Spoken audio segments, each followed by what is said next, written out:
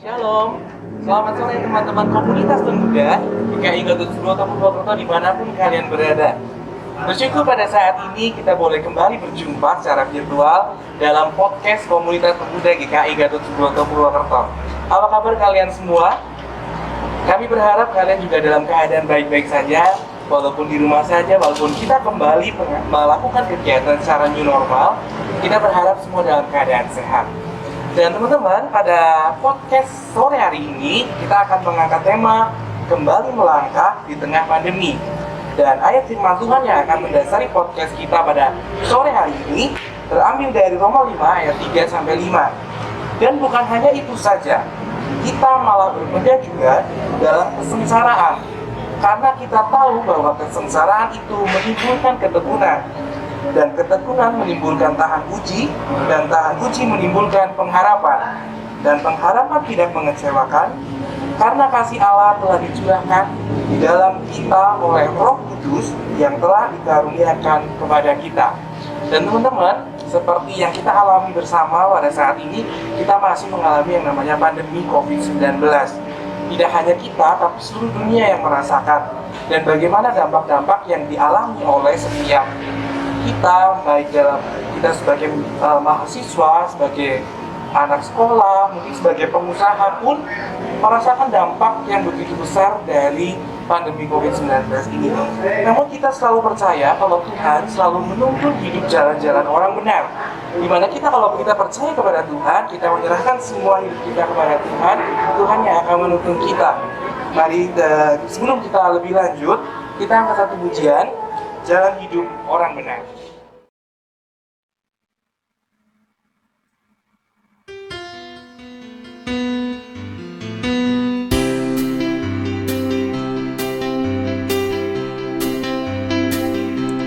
Jalan hidup orang benar diterangi oleh cahaya firman Tuhan.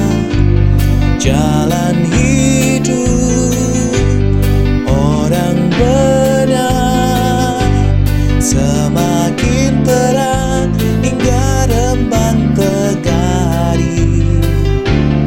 Apabila ia jatuh, tidaklah dibiarkan sampai tergeletak, sebab tangan Tuhan jua yang menopangnya dan membangunkan dia kembali.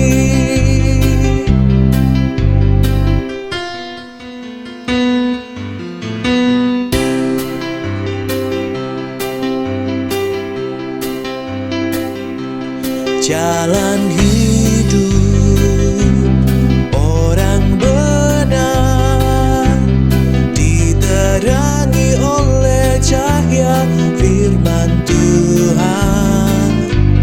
Jalan hidup orang benar semakin terang hingga rembang tengah hari. Apabila ia jatuh, tidaklah dibiarkan sampai tergeletak, sebab tangan Tuhan jua yang menopangnya dan membangunkan dia kembali. Sebab tangan Tuhan jua yang menopangnya dan membangunkan dia kembali.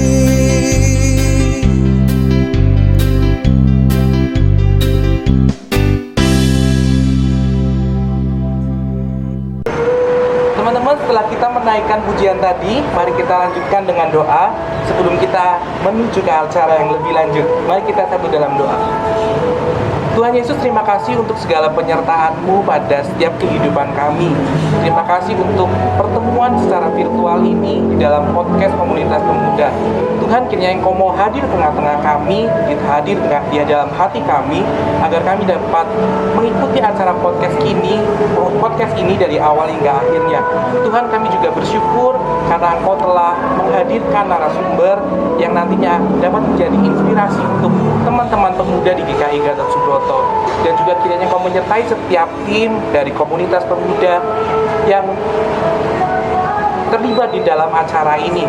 Tuhan, kami juga mendoakan teman-teman kami yang ada di rumah, biar Engkau yang selalu menyertai di setiap kegiatan mereka, Engkau yang selalu membimbing di dalam kehidupannya, Engkau yang akan memberikan kesehatan kepada mereka agar mereka terus dapat melakukan kegiatan dan terus mengingat akan kebaikan-Mu di masa pandemi COVID-19 ini.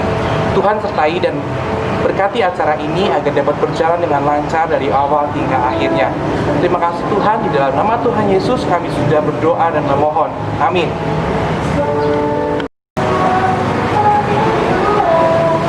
Halo teman-teman pemuda, kembali lagi dengan saya. Mungkin tadi di awal kita belum berkenalan ya. Nama saya Adi, saya akan memandu acara podcast komunitas pemuda pada sore hari ini. Dan pada saat ini saya sedang berada di salah satu sudut taman yang ada di sebuah resto, di mana resto itu adalah milik narasumber kita pada sore hari ini, yaitu Bapak Yogi Asmoco Gunadi. Sekarang kita langsung sambut saja Bapak Yogi Asmoco Gunadi sebagai owner Dapurku Resto. Halo Yogi. Selamat datang. Terima kasih. Silakan duduk. Oh iya, Yogi bisa duduk. Ya kita duduk bareng ya. Oke, teman-teman, saya udah kenal Yogi lama, jadi saya panggilnya Ok saja ya. Karena kalau Bapak kayaknya kok tua banget ya, bapak-bapak, walaupun Yogi memang udah seumuran padahal.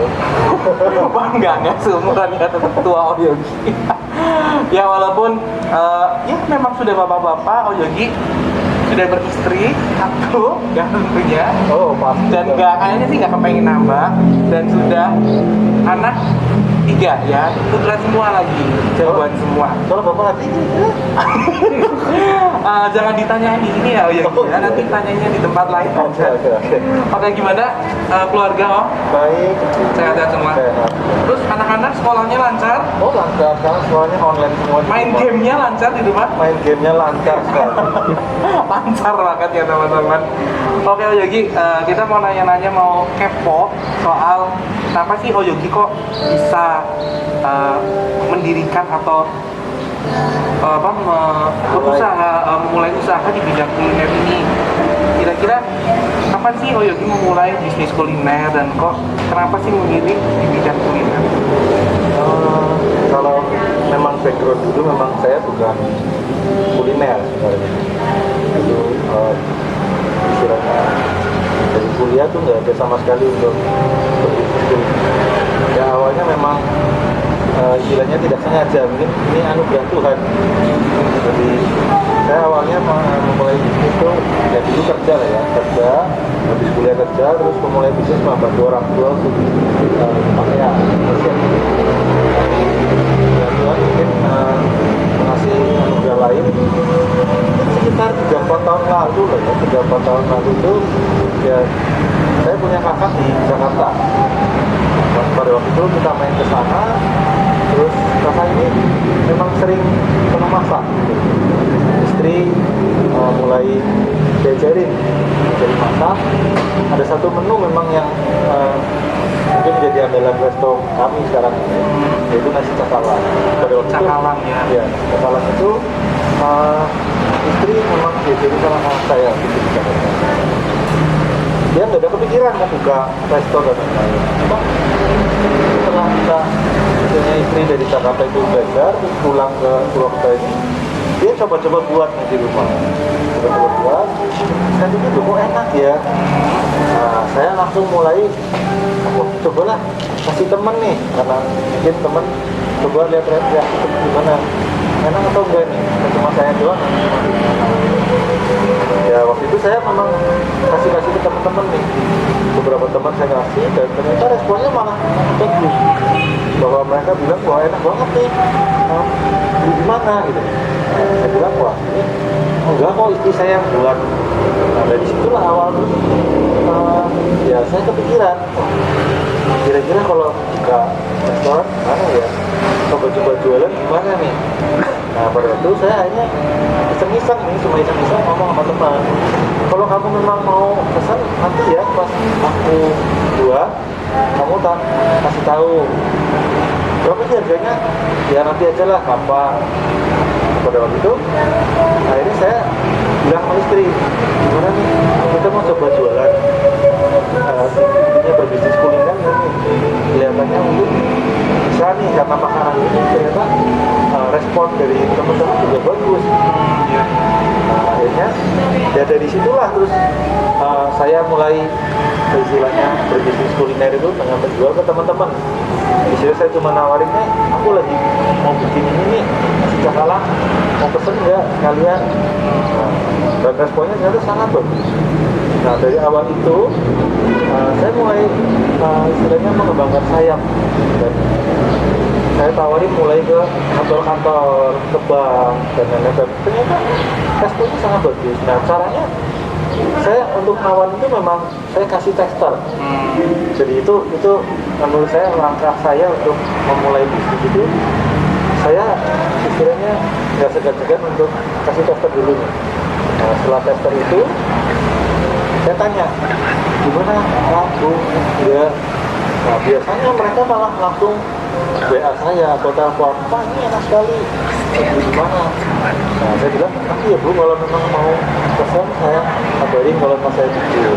Jadi sebelum resto ini dibuka, Pak Yogi istilahnya menawarkan masakan Iya. dibuat secara online juga ya? Ya saya nggak langsung atau jadi restoran seperti ini, tapi saya memulai dari bawah juga. Ini kayak uji coba dulu, Iya. meyakinkan ke istilahnya cara memasarkannya, kemudian gimana respon orang-orang ya, yang udah nyicipin makanan-makanan yang dibuat oleh Pak Yogi ya. Sorry Pak Yogi lagi, oh Yogi ya teman-teman. Iya. Oke, dan terus udah berapa lama sih Pak Yogi? Kalau resto ini mendirikan resto ini? Kalau resto ini sendiri baru 1 tahun. Baru 1 tahun. Tapi sebelum resto itu, yang tadi saya bilang 3-4 tahun yang lalu, saya memulai dengan cuma istilahnya online, order by order, sampai akhirnya saya dapat istilahnya order dari wedding, dari banyak wedding itu, wedding bisa ya cukup lumayan. Jadi banyak orang yang akhirnya mengenal produk nasi cakalang itu, dan pada suatu ketika ini saya bertemu dengan owner dari The Village yang di Batu Eden Pandak itu. Nah, dia akan membuka videonya The Village, dan beliau juga langganan saya. Nah, kantornya selalu pesan nasi cakalang ke saya, dan saya akhirnya ditawarin juga mau buka di food courtnya ya. Pada waktu itu tahun 2018 kalau nggak salah itu, saya akhirnya buka satu outlet untuk dapurku ini di The Village. Dan ternyata responnya cukup bagus sekali karena di sini juga di sana juga saya istilahnya mencoba untuk berbisnis bagaimana sih kalau buka ya cuma online gitu. Dan ternyata sangat bagus responnya. Nah, cuma seiring dengan perkembangan zaman ya saya mulai banyak istilahnya permintaan dari beberapa langganan bahwa aduh kalau di The Village kan itu harus masuk dulu jauh dan lain-lain. Makanya akhirnya saya memutuskan saya untuk mencoba buka di sini Jalan Jenderal Sudirman ini untuk memudahkan langganan-langganan, mungkin juga istilah untuk konsumen baru untuk dapat lebih gampang untuk mencicipi makanan. Jadi teman-teman, Yogi ini sudah memulai bisnis di bidang kuliner kurang lebih 3-4 tahun tadi ya. Sudah 3-4 tahun itu dari coba-coba ya. Dari coba-coba kemudian menawarkan makanannya kepada teman-temannya untuk nyicipin gitu. Ternyata responnya baik, terus kemudian Yogi dan istri memberanikan diri untuk mendirikan resto ini. Namun sebetulnya juga tadi di outlet ya, jadi kayak di tempat dibuka di outlet kayak tempat di tempat rekreasi keluarga gitu, mencoba dari situ juga, dan ternyata responnya juga makin baik, jadi makin percaya ya, makin mantep untuk bikin resto sampai saat ini ya. Nah teman-teman, yang namanya usaha pasti kan ada kayak kendala, kelebihan ya. sorry, ada motor lewat terganggu ya suaranya, mungkin suaranya masuk. Dan namanya kita buka usaha pasti kan ada kelebihan dan kekurangan ya teman-teman ya. Kira-kira kelebihan atau kekurangan atau apa sih, masalah apa yang dialami kalau kita usaha kuliner gitu ya? Setelah saya menyelami untuk usaha kuliner, saya banyak belajar nih. Ternyata usaha kuliner itu banyak kelebihannya. Jadi kita ngomong kelebihannya. Iya, kelebihannya dulu boleh deh. Kelebihannya itu untuk bisnis kuliner itu marketnya sangat luas. Istilahnya dari anak kecil sampai mungkin kakek nenek, dewasa kayak nenek itu semua yang pasti yang kedua ini mereka butuh makan. Bisa menikmati ya. Semua pasti makan. Ya, pasti makan. Nah, jadi istilahnya untuk bisnis kuliner ini sangat bagus sekali untuk istilahnya marketnya.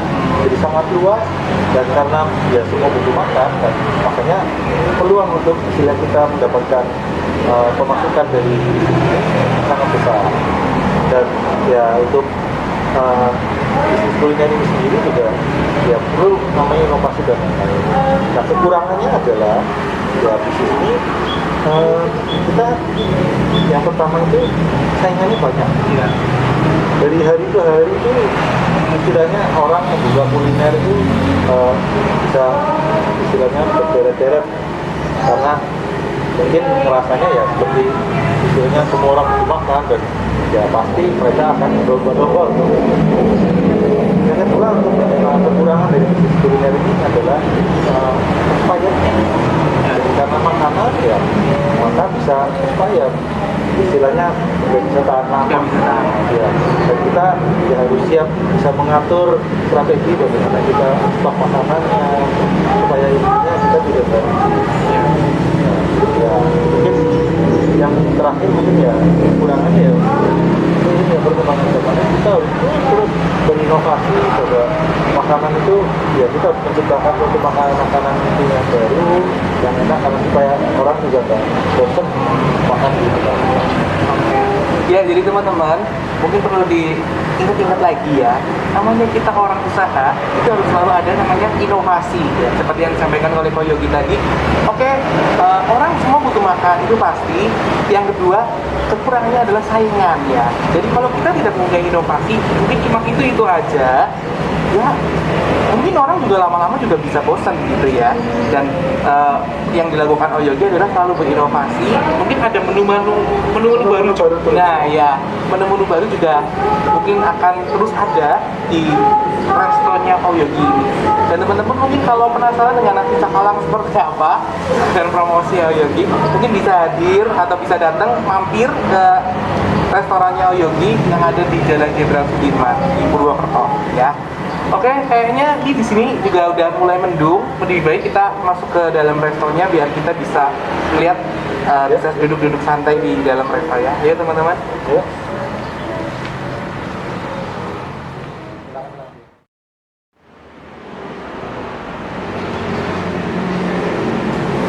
Ya silakan deh. Ya. Baik teman-teman, sekarang kita udah ada di sekitar resto. Tadi kan kita di tamannya, kita sudah ada di resto. Dan oh ya, dan ya saya dikasih jus mangga ya teman-teman. Kalau yang punya Oyogi itu jus jambu. Nanti kita cicipi. Saya dan Pak Yogi mencicipi dengan teman-teman. Ya tadi kita kembali ke topik. Tadi di taman kita udah ngobrol soal gimana Oyogi mendirikan resto ini, kemudian apa sih kelebihan dan kekurangan kenapa berbisnis kuliner. Dan yang pasti pada saat ini yang akan kita bahas juga tidak jauh-jauh dari pandemi COVID-19 yang dirasakan oleh semua aspek kehidupan, semua orang dan semua berpengaruh di semua kehidupan kita, apalagi yang berbisnis mungkin di bidang wisata atau kuliner seperti Oyogi. Kira-kira dampaknya apa sih dari kehadiran COVID-19 ini? Terus terang kalau dampak buat bisnis kuliner sendiri itu sangat besar sekali karena kita bisa lihat sendiri dan bukan cuma di resto saya ya, tapi mungkin di semua resto di dunia, bahkan merek-merek yang besar-besar mungkin ya kita nggak bisa sebutkan ya, terkena dampak COVID itu benar-benar sangat memberatkan kita semua ya. karena ya mungkin beberapa alasan dan memang yang terjadi di masyarakat ya, seperti mungkin berada di luar rumah, mereka lebih baik ada di dalam rumah, ya, apalagi untuk keluar rumah dan untuk makan. Ya, apalagi itu anjuran dari pemerintah memang dari ya. pemerintah. Tidak boleh berkerumun, tidak boleh berkumpul, apalagi resto adalah salah satu tempat paling nyaman atau mungkin yang dituju banyak orang untuk main out bareng, untuk kumpul sama teman-teman, untuk ngobrol begitu ya. Betul. Jadi kita terus terang untuk dampaknya sangat besar. Terus gimana kalau dampaknya begitu besar, gimana sih Oyogi bisa survive, bisa bertahan sampai sekarang, apalagi yang tadi sudah disampaikan Oyogi kalau resto ini berdiri kurang lebih 1 tahun, walaupun 3-4 tahun itu sebenarnya prosesnya ya, merintisnya ya. Gimana biar Oyogi bisa survive, bisa tetap bertahan resto ini? Ya kita untuk mempertahankan resto ini sendiri juga kita harus mengatur strategi juga ya. Jadi yang langkah-langkah yang mungkin saya ambil yaitu mengefisienkan segalanya ya terutama mungkin dari stok makanan sendiri kita juga efisien, dan yang kedua mungkin dari karyawan juga kita efisienkan, dan jam kerja Ya. karena mungkin dari Banyumas sendiri juga ada jam malam juga.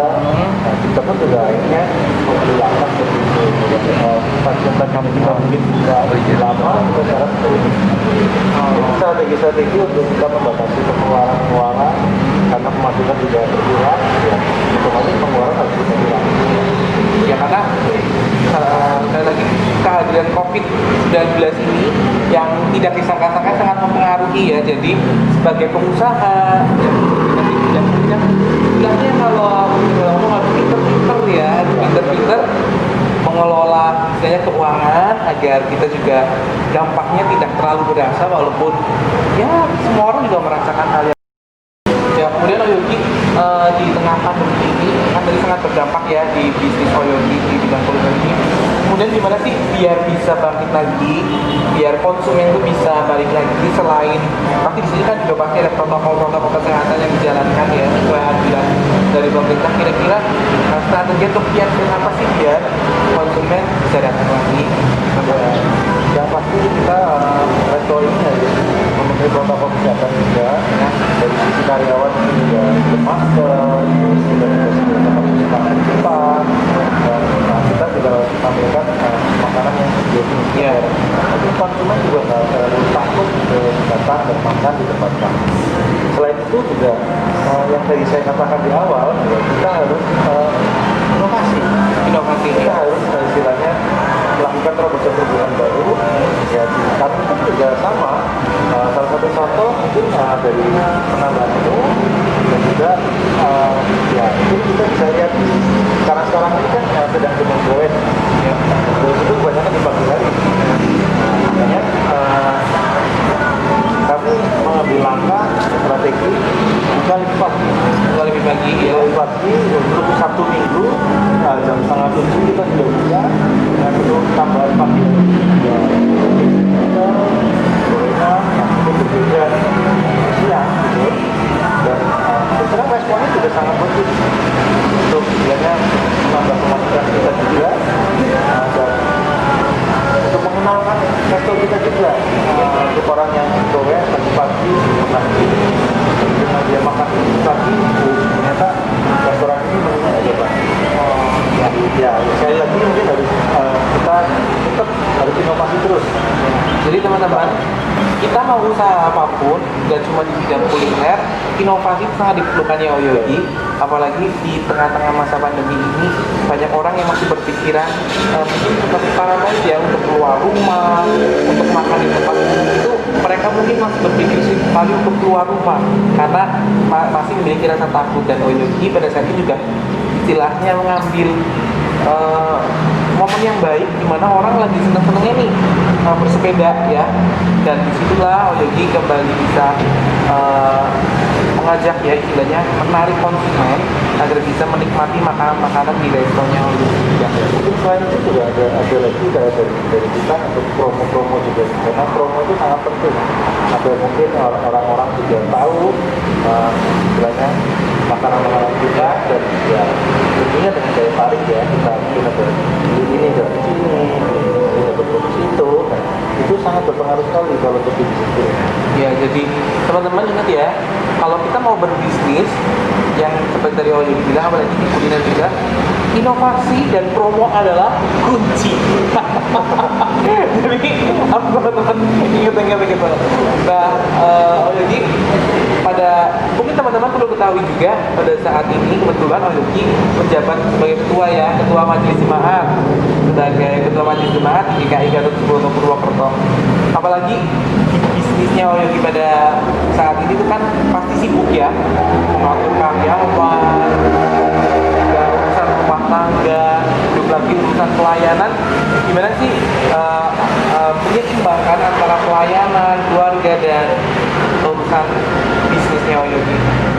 Kalau buat saya istilahnya Tuhan itu kita harus mengutamakan Tuhan. Ya. Untuk pelayanan itu menurut aku itu adalah yang nomor satu. Ya, caranya bagaimana sih ya? Kita dalam berbisnis ini harus bisa mendelegasikan semua kerjaan itu kepada karyawan. Mempercayakan diri, harus punya kepercayaan Ya, juga kepada karyawan ya. Jadi kita istilahnya jangan sampai mungkin lebih istilahnya kerja itu harus di situ terus, kita nggak bisa kemana-mana, tapi pelayanan kita terhambat. Jadi saya lebih ke arah istilahnya banyak mendelegasikan kerja-kerja karyawan dan kita bisa lebih ke arah manage. Iya. Nah, setelah itu manage kita biar jalan, kita jangan keluar, pelayanan kita. Pak, itu untuk keluarga juga bisa kita atur dan juga istilahnya nggak sampai keluarga itu dengan kita sibuk bekerja Abaikan ya. kita abaikan. Ya, jadi teman-teman tetap nomor satu juga pasti pelayanan Tuhan, dan selain itu juga Oyogi harus bisa mengatur waktu. Jadi semua yang Oyogi lakukan ini dapat berjalan dengan lancar ya Oyogi ya. Yang pasti Oyogi juga mempunyai kepercayaan diri buat karyawan-karyawannya, sehingga ya usaha, ya pelayanan, ya keluarga semua dapat berjalan dengan seimbang. Terus Oyogi kira-kira seberapa besar sih, atau mungkin yang Oyogi rasakan seberapa besar penyertaan Tuhan menyertai hidup Oyogi, untuk bisnis, untuk keluarga, dan untuk lain-lain? Ya mungkin teman-teman pemuda perlu diperhatikan bahwa kalau kita mendasari segala sesuatunya itu mengandalkan Tuhan, Ya. percayalah pasti Tuhan akan kasih kita berkat yang lebih.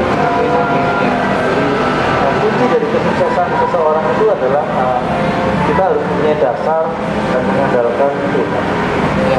Jadi teman-teman ingat ya pesan dari Oyogi, nomor satu adalah selalu mengandalkan Tuhan di dalam setiap proses kehidupan kita, entah itu mau bisnis, mau studi, mau lain dan sebagainya.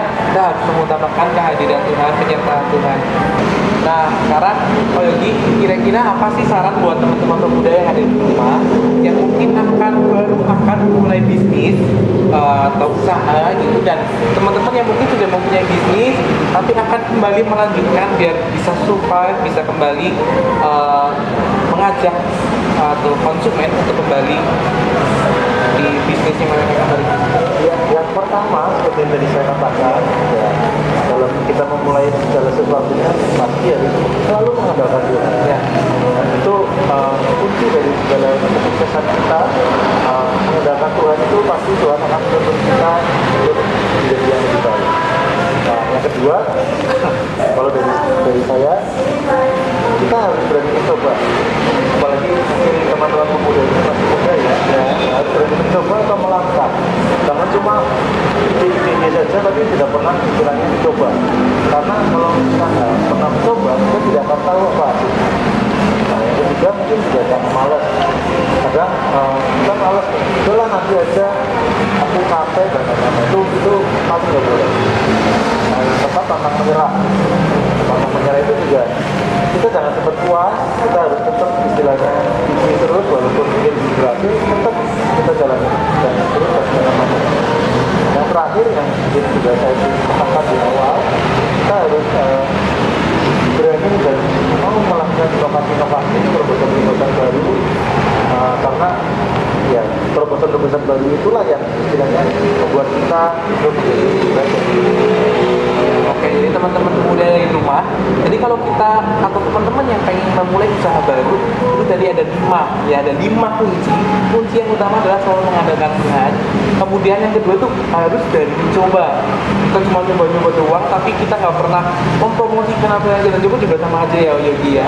Kemudian yang ketiga kita harus ulet, nggak boleh males, ya nggak boleh males. Kemudian kita yang sama harus tekun, dan yang paling penting juga kita harus berinovasi terus. Usaha apapun itu kita harus bisa yang namanya berinovasi agar konsumen-konsumen pun bisa tertarik ya, nggak cuma gitu aja, kita harus selalu berinovasi gitu. Oke, mungkin dari obrolan kita semoga bermanfaat ya buat teman-teman di rumah. Ya, sambil minum. Mungkin teman-teman di rumah juga mau nyicipin nih menu-menu andalan-andalan di restorannya Oyogi, bisa langsung ke sini. Dan menu utamanya jangan lupa adalah nasi cakalang. Dan sekarang saya akan nyobain yang namanya jus mangga.